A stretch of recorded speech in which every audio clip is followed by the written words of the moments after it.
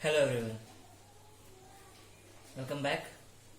आज हम kinematic equation के बारे में डिस्कशन करेंगे। काइनेमेटिक्स में हमने अभी तक जितना भी डिस्कशन किया हुआ है ज़्यादातर हमने सर्कुलर मोशन का किया हुआ है, क्योंकि ट्रांसलेशन मोशन आप पहले पढ़ चुके हो। तो आज हम क्या करने वाले इस लेक्चर में कि ट्रांसलेशन मोशन और सर्कुलर मोशन की अलग अलग फॉर्मूलाज को एक जगह पे रखेंगे ताकि आपको न्यूमेरिकल्स में आसानी हो इसके रिलेटेड।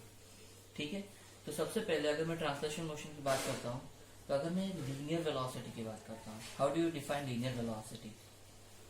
तो लीनियर वेलोसिटी को मैं कैसे डिफाइन करूंगा? v is equal to D R by D T. R वहां पे पोजिशन पकड़ लो, ठीक है। उसी के एनालॉगस में अगर मैं सर्कुलर मोशन की बात करूँ, तो सर्कुलर मोशन क्या होगा?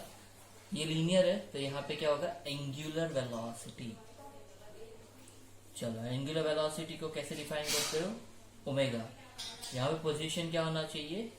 Angular displacement, so D theta by D T. ठीक है, ये दोनों का डिफरेंस याद रखो। उसी तरह से हम दूसरा एक क्वांटिटी की बात करते हैं, लीनियर एक्सेलरेशन। लीनियर एक्सेलरेशन, उसी तरह से यहाँ पे क्या आएगा? Angular acceleration. तो यहाँ पे लीनियर एक्सेलरेशन हम कैसे डिफाइन करते थे?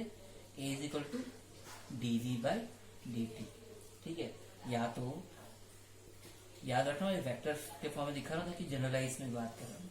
ठीक है, ये D square R by D T square भी लिख सकते हैं। जब एंगुलर एक्सेलरेशन की बात करते हैं तब हम इसको अल्फा से डिनोट करते हैं, और अल्फा यहाँ पे क्या होना चाहिए? D omega by D T. Similar है, कुछ ज्यादा डिफरेंस नहीं है। इसी के एनालॉगस की बात कर रहे हैं। ठीक है, इसी को हम थीटा के फॉर्म में अगर लिखना चाहे तो D square T by D T. ठीक है, remember this are the vector quantities. तो ये तो पहली हुई। उसके बाद हम बात करेंगे लीनियर मोमेंटम की। ठीक है, चलो आगे बढ़ते हैं। Please keep writing this things, okay. चलो आगे, लीनियर मोमेंटम हम बात करते हैं, लीनियर मोमेंटम की। उसी तरह से हम बात करेंगे एंगुलर मोमेंटम की। तो लीनियर मोमेंटम हम कैसे डिफाइन करते हैं? एल, मास इनटू वेलोसिटी, याद है? या तो फिर P is equal to mass into velocity. और एंगुलर मोमेंटम अगर डिफाइन करना तो उसको एल से डिनोट करते हैं। तो capital L is equal to, now यहाँ पे मास का एनालॉगस क्या हमने पढ़ा था? Moment of inertia. तो आई ओमेगा वेक्टर, ये याद रखिए, बहुत इंपॉर्टेंट है न्यूमेरिकल्स में। फोर्थ, फिर लीनियर इम्पल्स। लीनियर इम्पल्स, ठीक है। सो इम्पल्स बेसिकली क्या करते हैं? Force into time. So force into change in time वाला, वो टाइम उस पर्टिकुलर टाइम पीरियड में कितना इम्पल्स आया। तो लीनियर मोमेंटम का ही उसका वो रहता है, लेकिन चेंज इन मोमेंटम रहता है इम्पल्स। ठीक है, चेंज इन मोमेंटम होता है basically impulse. M into D V F D T is equal to M into change in velocity, M D delta V, ये होता है लीनियर इम्पल्स। इसी तरह से अगर मुझे एंगुलर इम्पल्स के बारे में लिखना है, तो एंगुलर इम्पल्स के बारे में लिखना हो तो एंगुलर इम्पल्स कैसे लिखेंगे? टाउ। नाउ यहाँ पे क्या था? चेंजिंग टाइम तो वही रहेगा, इज इक्वल टू क्या होगा? Delta L. सिर्फ एनालॉगस हम बात कर रहे हैं, ठीक है, तो प्लीज इसको लिख लीजिए। फोर्स, जब हम फोर्स की बात करते हैं लीनियर मोशन में, हम बात करते हैं फोर्स इज इक्वल टू क्या होता है? मास इनटू एक्सेलरेशन, यही बोलते हैं ना, F is equal to mass into acceleration.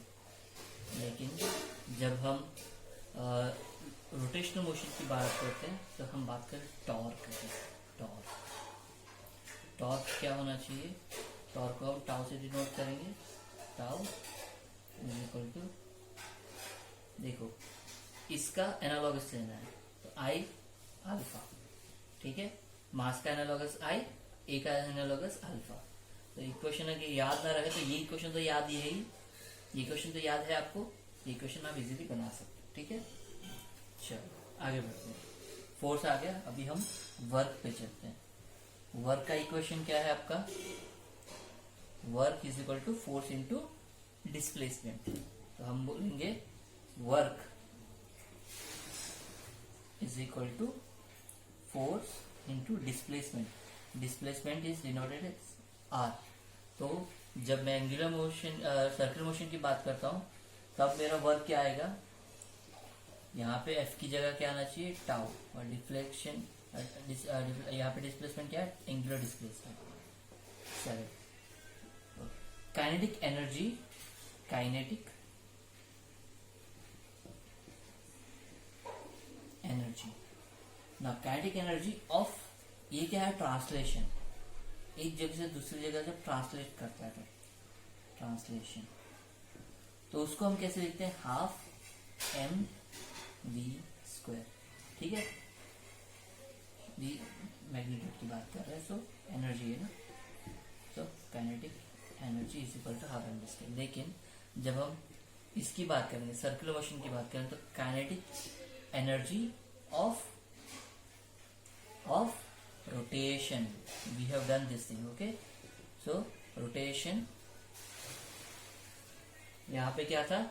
Kinetic energy is equal to I omega square half. इसके एनालॉगस लिखना है बस। यहाँ पे मास था, यहाँ पे आई है, यहाँ वी है, तो यहाँ ओमेगा। ठीक है, चलो इक्वेशन ऑफ, अब लीनियर मोशन की इक्वेशन डिस्कस करते हैं। चलो यहाँ तक ये मेन पैरामीटर्स हो गए। अब मुझे इक्वेशन मोशन की डिस्कशन। इक्वेशन मोशन में आगे भी एक बार वीडियो में दिखा चुका हूँ, लेकिन just for the sake of continuity मैं यहाँ पे वापस लिखूंगा इक्वेशन ऑफ मोशंस। तो अगर मैं ट्रांसलेशन की बात करता हूँ तो हम एक पढ़े थे v is equal to U plus A T. तो यहाँ पे मैं क्या लिख सकता हूँ? देखो याद रखो, यहाँ पे u इनिशियल वेलोसिटी है, जस्ट फॉर अंडरस्टैंडिंग। ठीक है, v फाइनल वेलोसिटी। जबकि जब तुम रोटेशन की बात करते हो तो ओमेगा 1 इनिशियल लोगे, ओमेगा 2 फाइनल लोगे। Please write this in somewhere in the corner because we gonna use this two things. ठीक है, so please write this things. Fine, so v is equal to U plus A T. अभी जैसे बताया, omega 2 is equal to क्या आना चाहिए? Omega 1 plus ए का corresponding क्या था? Alpha, alpha t. फिर दूसरा फॉर्मूला याद है? s is equal to u t plus half a t square. Now ये क्या? Distance travelled, basically s displacement. यहाँ पे क्या आना चाहिए? Displacement theta. Very good. So u के करस्पॉन्डिंग क्या था? Omega 1। So omega 1 t plus half alpha t square. फिर क्या है हमारे पास? v square minus u square is equal to 2as। तो v क्या है? Omega 2 square, omega 1 square is equal to 2 alpha theta. और एक और फॉर्मूला हम लिखेंगे, अगर nth number of nth time पे डिस्प्लेसमेंट निकालना है, याद है? तो कैसे निकालोगे?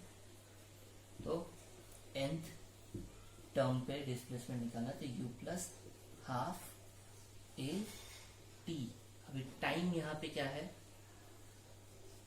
nth टाइम है ना, तो 2n माइनस 1। करस्पॉन्डिंगली अगर मैं लिखूंगा तो क्या आएगा? Theta n is equal to omega 1 plus alpha by 2 क्या है? 2n minus 1। ठीक है, इज इट क्लियर? तो ये सारे फॉर्मूलाज हम यूज करेंगे। Thank you so much.